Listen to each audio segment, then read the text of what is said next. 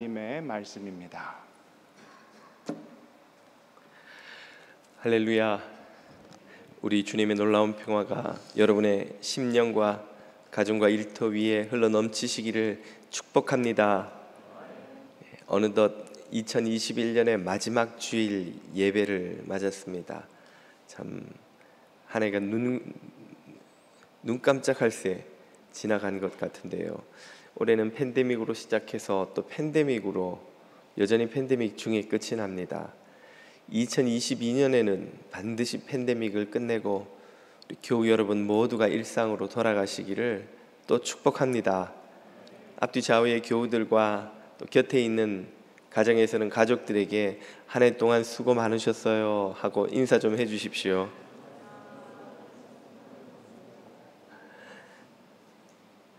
한 해 동안 정말 수고들 많으셨습니다. 지난주에 오랜만에 만난 한 교우분과 이런저런 대화의 시간을 좀 길게 가졌는데 대화하다가 의도치 않게 상담하는 상황까지 또 되었습니다. 그분의 허락을 받아서 상담 내용을 좀 같이 오늘 나누면서 시작하려 합니다. 최근에 몇 가지 일로 좀 마음고생을 하셨는데 한 두 가지가 생각이 납니다. 첫 번째는 친구를 좀 도와주었다가 그만 마음이 좀 많이 상하고 힘드셨다는 겁니다.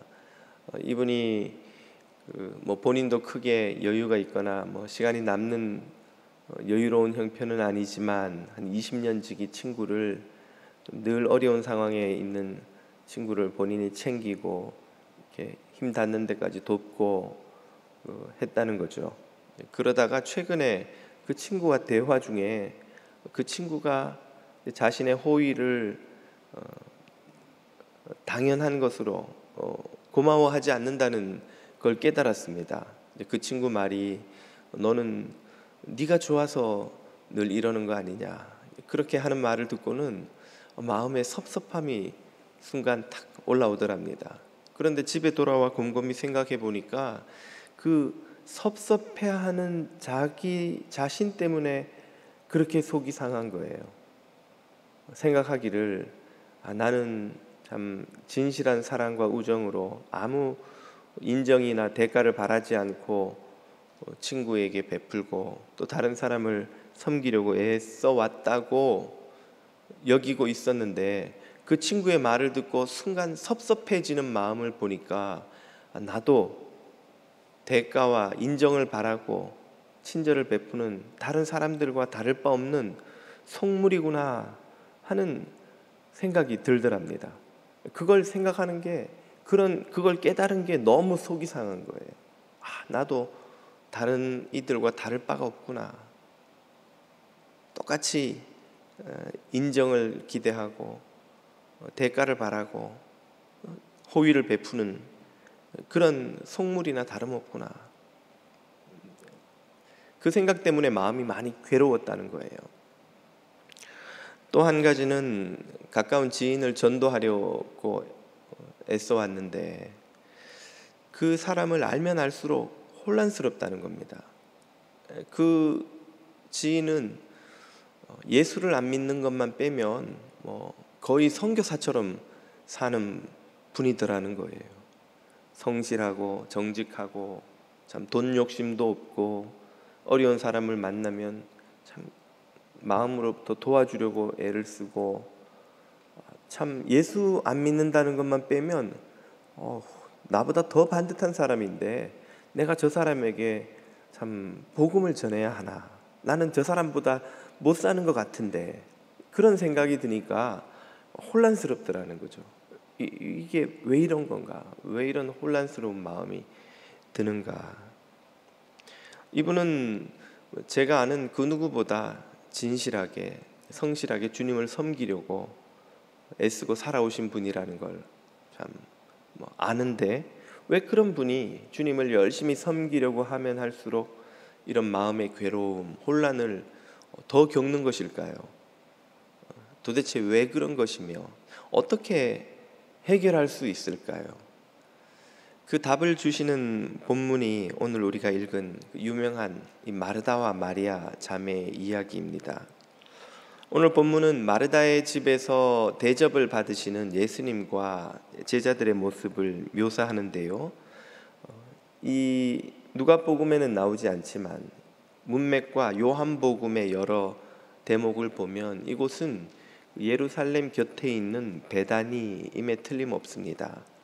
여리고로부터 예루살렘으로 한참 올라가는 길에 거의 예루살렘에 도착할 무렵 한 1시간쯤 전 거리에서 자리 잡고 있는 마을이 이 베다니입니다.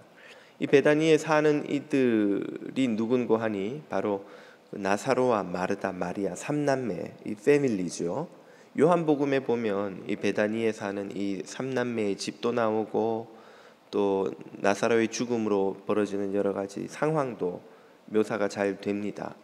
아무튼 이 마르다 패밀리의 집은 그 갈릴리 사역에서의 베드로의 집처럼 예루살렘 사역에서의 베이스 캠프라고 할 수 있습니다.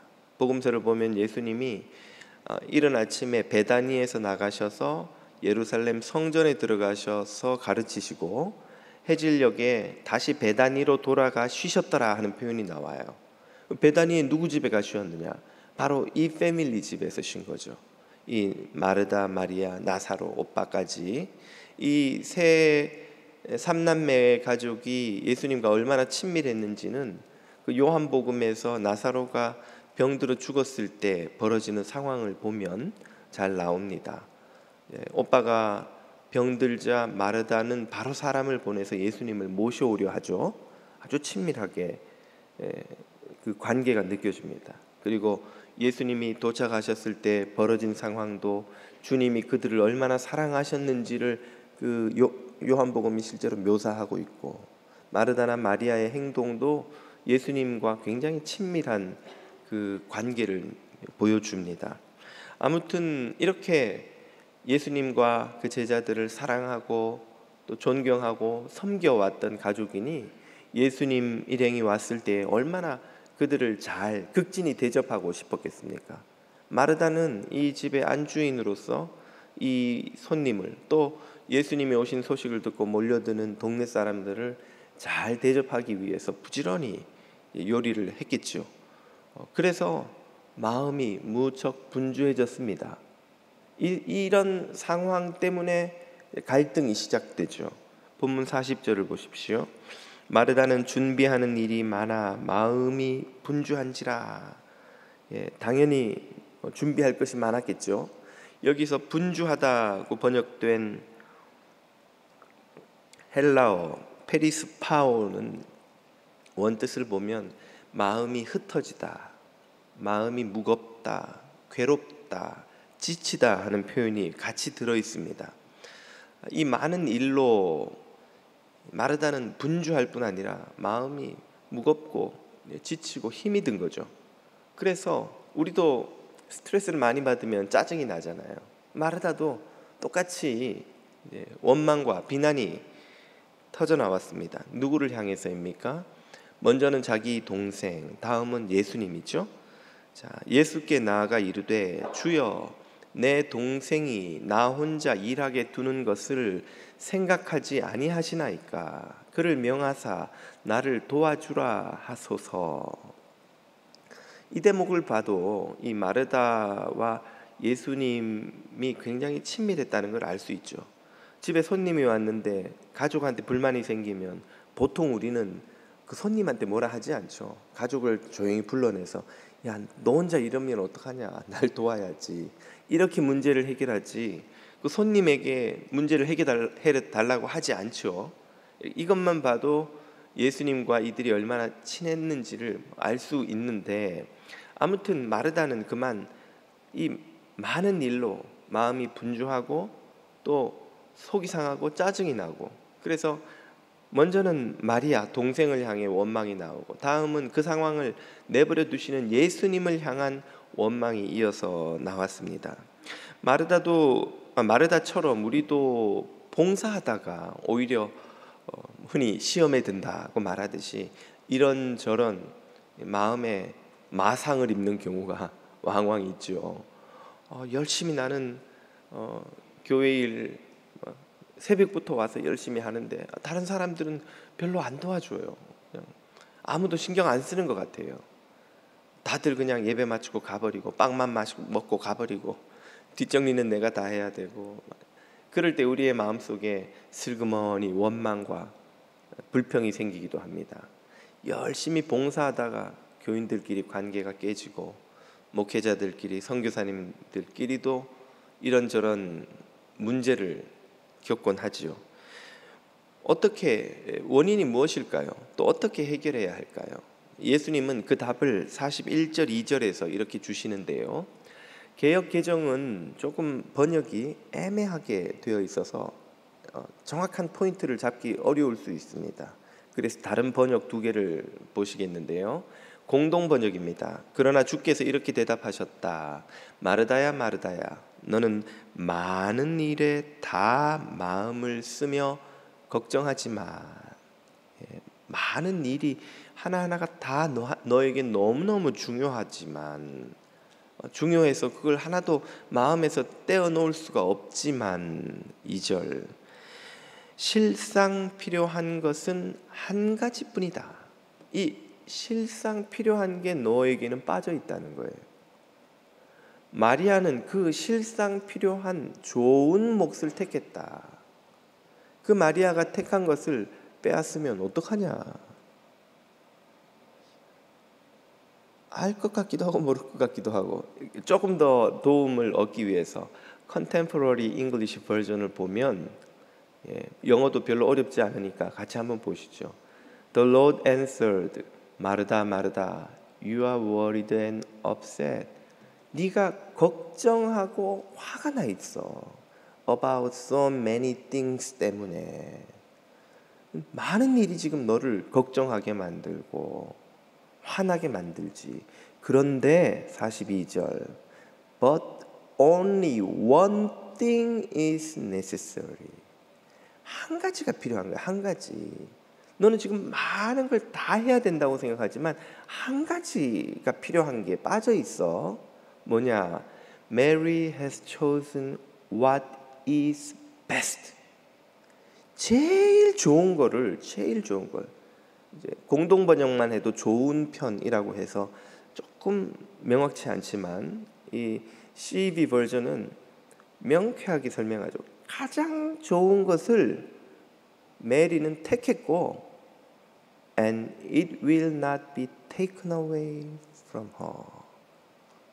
그녀에게서 그 최고 좋은 거를 뺏어가면 안 되지. 지금 이 최고 좋은 게 너에게는 없고 마리아에게는 있어. 너는 갖지 못했는데 마리아는 가진 이것을 그녀에게서 뺏어가면 어떡해?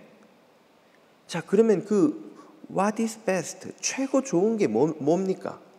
그 좋은 거를 우리는 본문을 읽었기 때문에 이 답을 알고 있죠. 39절로 돌아가 봅니다. 그에게 마리아라 하는 동생이 있어 주의 발치에 앉아 그의 말씀을 듣더니. 여러 상황을, 여러 작가들의 그 성화를 같이 보면 상황을 이해하는 데 훨씬 도움이 돼요. 그래서 제가 계속 그림을 바꿔가면서 좀 보여드리는데요. 마리아는 예수님의 말씀을 들었습니다. 중요한 거는 어떤 위치냐는 거죠. 예수님의 발치에 앉아서. 그 말은 예수님에게서 멀어요, 가까워요? 딱 붙어서, 예수님에게 딱 붙어서 그 말씀을 들어요. 그러면 마리아의 시야에는 누가 들어옵니까? 예수님이. 어느 만큼? 꽉 차서. 카메라로 멀리서 찍으면 사람도 나오지만 그 주변에 배경이랑 온갖 게 다 나오죠. 바로 앞에 가서 딱 찍으면 앵글 가득히 그 사람의 얼굴이 꽉 차죠. 발치에서 예수님의 말씀을 들을 때 마리아의 시야, 주님으로 가득 차 있는 그 시야, 바로 그 주님을 바라보는 자세, 그것이 지금 마리아가 택한 마르다에게는 없는 what is best, 최고 좋은 게 이거예요. 주님을 아주 가까이서 바라보는 것이죠. 바라보는 것. 주님을 바라보며 그 말씀을 듣는 것. 이것보다 좋은 게 없고 이거는 절대 뺏어서는 안 된다는 말입니다. 그래서 히브리서 12장은 우리에게 이렇게 가르치죠. 믿음의 주요 또 온전케 하시는 이인 예수를 바라보자. 네가 믿음을 얻으려면 예수님을 바라보라는 거예요.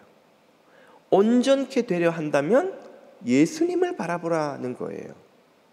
예수님을 바라봐야 믿음도 생기고 온전하게 성장도 하고 성화되어 간단 말이죠.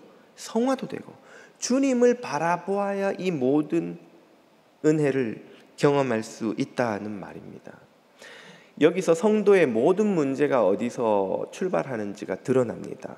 우리 믿는 자들의 많은 문제는, 거의 대부분의 문제는 바로 이 주님을 바라보지 않음에서 시작되는 거예요.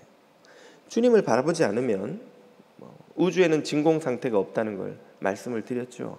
우리 마음에도 진공 상태가 없어요. 주님을 바라보아서 주님으로 우리의 마음을 채우지 않으면 다른 걸 보지 않을 수 없습니다. 뭘 보겠어요? 주님을 안 보면 나 자신을 보고 사람을 보고 세상을 보는 거죠. 나나 사람들이나 세상의 공통점은 뭡니까? 모두 죄와 악으로 병들어 있다는 거죠. 거기서는 선한 게 나오지 않습니다.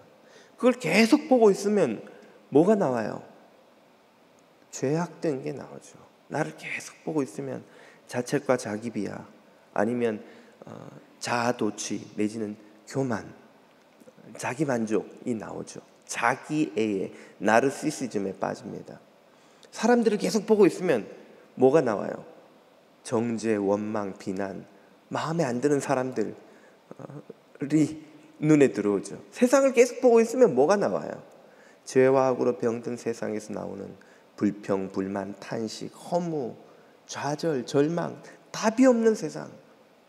세상에서 벌어지는 온갖 전쟁과 착취와 압제와 싸움과 미움과 다툼을 보고 있노라면 절망밖에 안 나오죠. 선한 게 그 어디서도 나오지 않아요. 바로 여기에서 우리 성도의 모든 문제가 시작됩니다. 세상에서도 사람에게서도 나에게서도 죄인을 치유하고 살릴 은혜가 나오지 않아요. 죄인이 하나님의 백성으로 변화될 수 있게 만드는 진리의 능력이 어디에서도 나오질 않아요. 먹는 것이 우리의 몸을 만들듯이 보는 것이 우리의 마음을 채웁니다. 우리가 선하고 아름답고 정결한 것을 계속 보고 있으면 우리의 마음이 그것을 닮아 평화롭고 안식을 누립니다. 반면에 전쟁과 학살과 착취와 피가 튀기는 잔인한 것을 계속 보고 있으면 마음이 불편하고 괴롭고 나중에는 견디기 힘들어요. 여러분 슬러시 무비라고 합니까? 막 피가 튀기는 그런 영화들 있잖아요. 그런 거 보시면 어떠세요? 1시간만 보고 있어도 그게 영상으로 만든 페이크인 줄 아는데도, 그게 실제 다큐멘터리가 아니잖아요. 그냥 스튜디오에서 찍은 가짜잖아요. 그걸 알면서도 그런 장면을 보는 게 너무 우리 마음을 힘들게 만들어요. 보는 것이 우리 영혼에 들어와서 영혼의 상태를 좌우합니다. 우리가 어디를 누구를 보고 있느냐가 중요한 이유죠. 우리 마음이 참된 안식을 누리려면 예수 그리스도를 보아야 합니다. 그 이유를 요한복음 1장 14절에 이렇게 말씀하시죠. 말씀이 육신이 되어 우리 가운데 거하심에 우리가 그의 영광을 보니 봤어요. 봤더니 거기에 뭐가 있습니까? 아버지의 독생자의 영광이요 은혜와 진리가 충만하더라. 아멘. 주님 예수 그리스도 안에 은혜와 진리가 충만합니다. 죽은 자를 살리시는 은혜, 죄인을 천국 백성 만드시는 진리가 주님 안에 충만한 거예요. 그러므로 그 주님을 볼 때에만 그 은혜와 진리가 흘러넘쳐서 우리의 영혼을 채워주시지요. 이것이 복음이 주시는 소망입니다. 세상 모든 종교는 우리 자신을 보라고 가르쳐요. 야, 너를 봐. 그래가지고 어떻게 네가 신에게 인정을 받겠니? 신이 너를 받아들일 수 있도록 더 나은 존재가 되도록 노력해 하고 우리를 가르치죠. 문제는 우리가 더 나은 존재가 될 힘을 갖지 못했다는 것입니다. 그래서 결국은 그 가르침대로 부지런히 더 나은 존재가 되려고 애쓰는 사람은 두 가지 극단에 빠질 수밖에 없어요. 더 나은 존재가 된 듯이 자신을 속이는 거죠. 위선, 외식하는 겁니다. 예수님 당시 바리새인들이 택했던 길이죠. 그 반대쪽에는 더 나은 존재가 될 수 없다는 현실을 깨닫고 절망하고 포기하고 사는 거예요. 그냥 죄인으로 사는 거예요. 예수님 당시 세리와 죄인들이 택했던 방식입니다. 오늘날에도 많은 사람들이 이 양극단에서 왔다 갔다 하면서 살아요.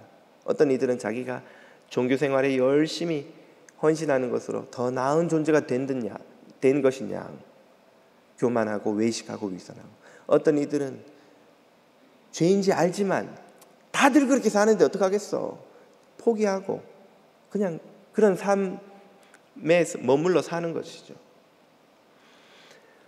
복음은 우리에게 더 나은 존재가 될 가능성이 없다고 선언하시고 포기하라고 하세요. 빨리 더 나은 존재가 되려는 시도를 포기하고 어떻게 하라고 하십니까?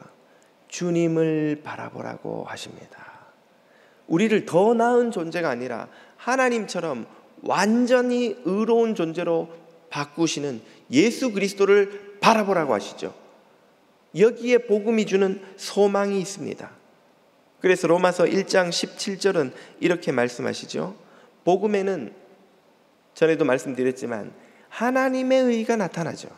인간의 의가 나타나지 않습니다. 인간의 의는 눈꽃만큼도 티끌만큼도 복음에 끼어들 틈이 없어요. 오직 하나님의 의만이 나타나서 하나님의 의를 믿는 믿음으로 시작해서 그 하나님의 의를 믿는 믿음으로 끝나는 것이 의인의 삶입니다. 오직 의인은 하나님의 의를 믿는 믿음으로 살리라. 인간의 의를 의지할 때가 없다는 거예요. 없다는 거예요. 복음은 우리에게 더 나은 존재가 되라고 하지 않아요. 그리스도께서 우리를 위해 완전한 존재가 되셨다고. 완전한 하나님이 우리를 위해 죽으시고 살아나심으로 우리를 완전히 의롭게 하셨고, 우리의 삶도 완전히 의로운 존재로 성화시켜 가실 거라고, 하나님이 그 일을 행하셨다고, 하나님의 의가 구원을 행하셨다고 선언합니다. 바로 여기에 해답이 있습니다. 우리가 겪는 모든 문제를 해결하는 근본적인 원인은, 해결 방법은 주님을 바라보는 거예요. 원인은 뭐냐? 왜 이런 문제가 생겼냐? 우리를 바라보는 거죠. 나를 바라보는 데서 문제가 시작되고 사람들을 바라보는 데서 문제가 더 커집니다. 그러나 주님을 바라보면 문제가 해결되죠. 마르다가 왜 열심히 주님을 섬기면서도 이런 마음고생을 하고 원망과 비난을 쏟아놓는 갈등을 일으킵니까? 주님을 바라보지 않았기 때문이에요. 그럼 누구를 보고 있었나요? 그녀는 자신을 바라보고 있었던 거예요.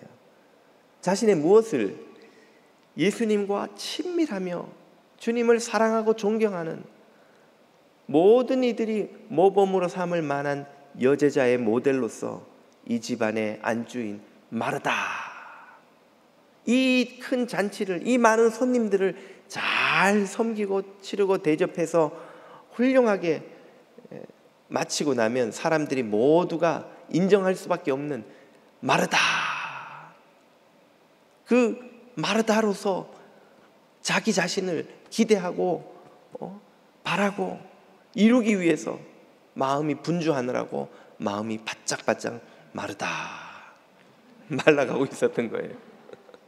속이 바짝바짝 말라가고 있었던 거예요. 마르다의 마음속에는 주님이 없었어요. 자신이 있는 거예요. 자기 훌륭한 여제자 마르다.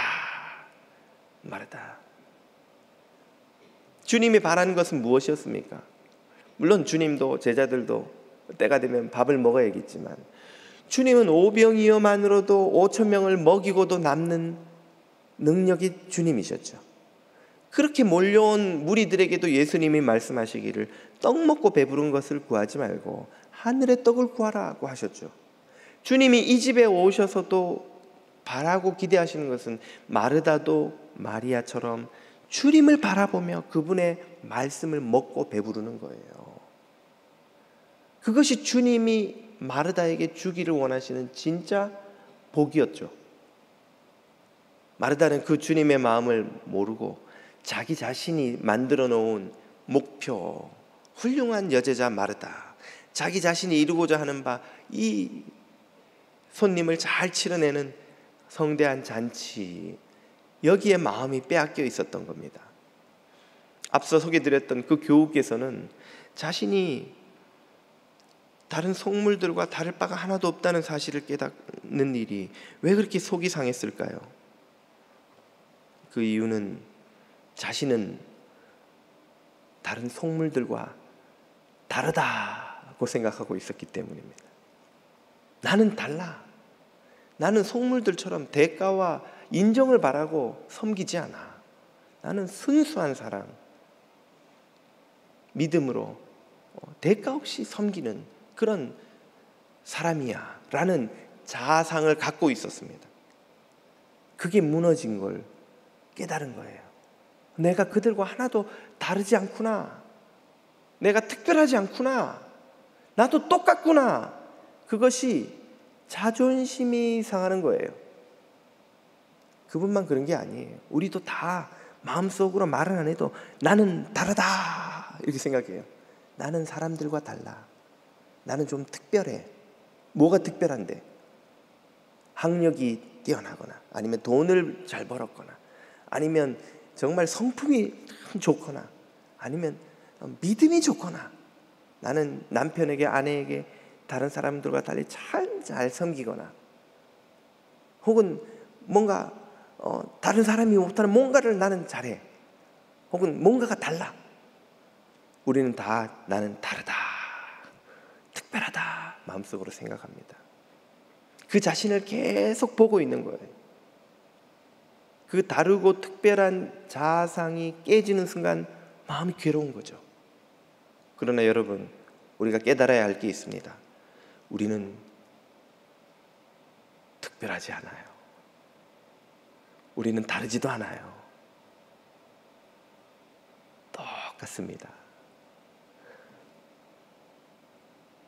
친구들에게, 교우들에게 한번 물어보세요. 나를 어떻게 생각하세요? 아무도 관심도 없어요. 누군지도 몰라요, 당신이.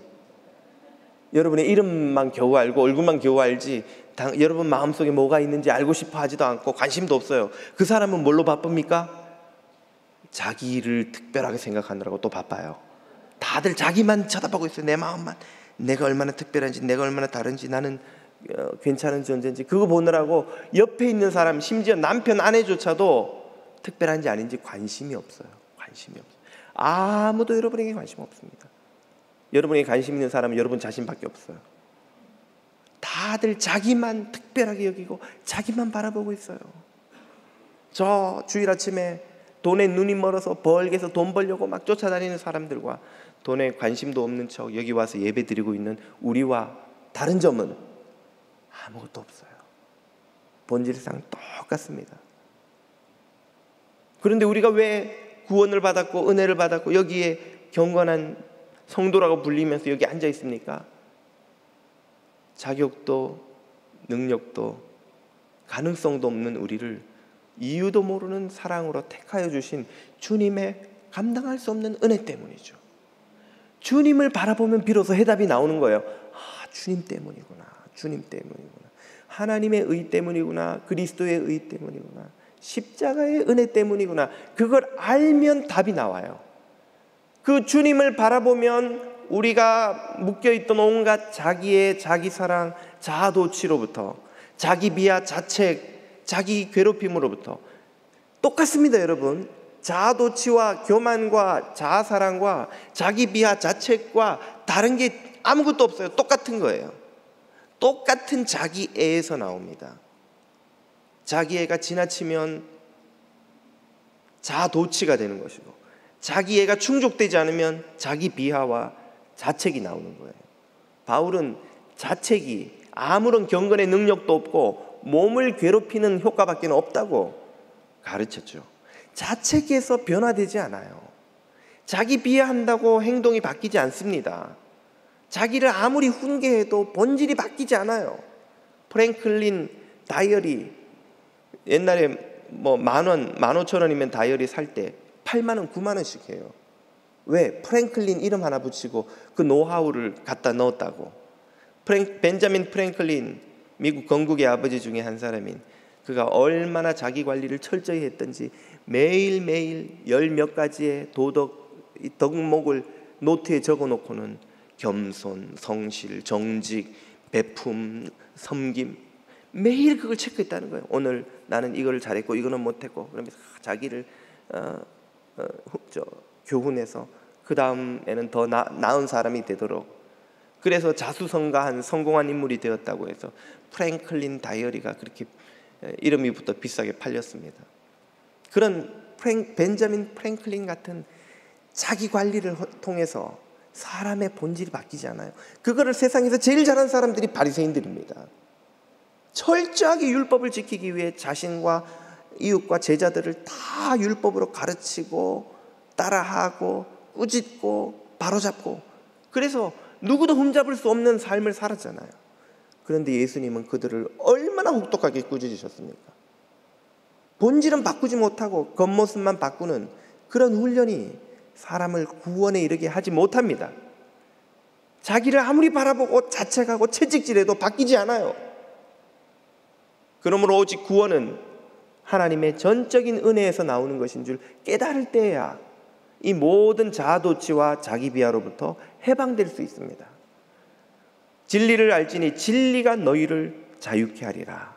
예수 그리스도 안에 있는 충만한 은혜와 진리만이 저와 여러분을 해방하고 구원하는 줄 믿으시기를 축복합니다. 이 교우분이 전도하려고 했더니 그 대상이 너무 반듯하게 살아서 이런 사람에게 전도할 필요가 있는가 혼란을 느꼈다고 말씀드렸죠. 그 혼란은 어디서 오는 걸까요? 역시 마찬가지입니다. 주님을 바라보지 않고 그 사람을 계속 보고 있다가 보니 생긴 혼란이고 착시예요. 여러분, 도토리를 이렇게 모아놓고 1시간 내내 봐보세요. 똑같은 도토리가 점점 막 분리가 되기 시작해요.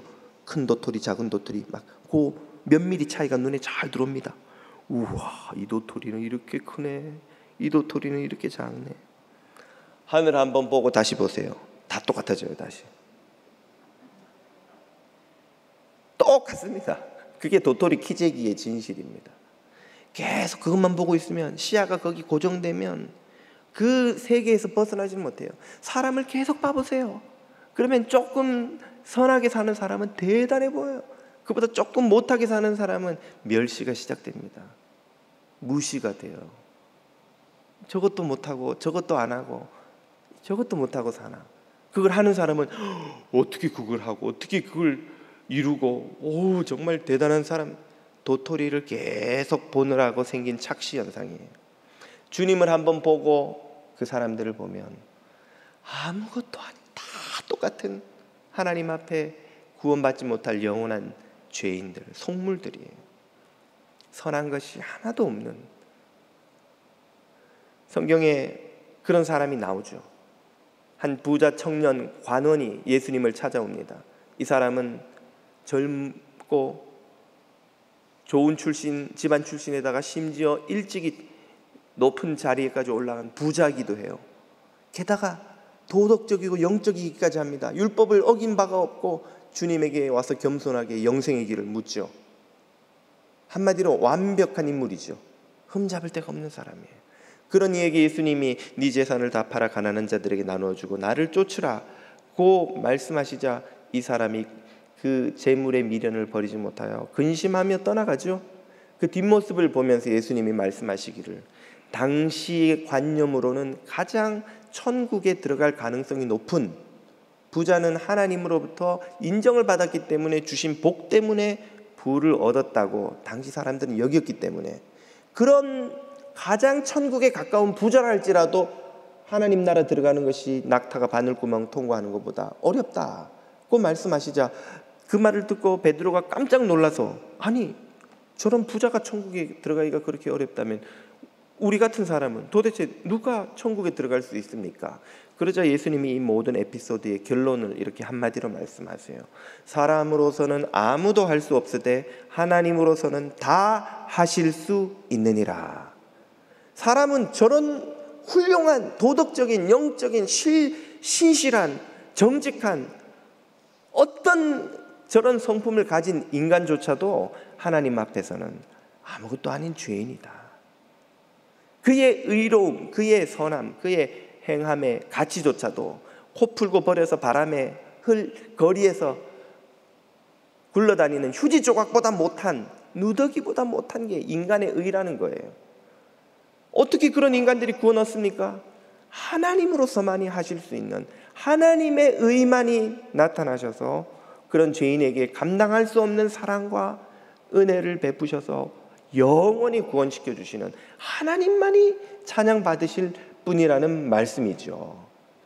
그러므로 앞에서도 말씀드렸지만 계속 우리가 자신을 바라보는 것은 뭐 하고 있는 겁니까? 자기를 찬양하는 거예요.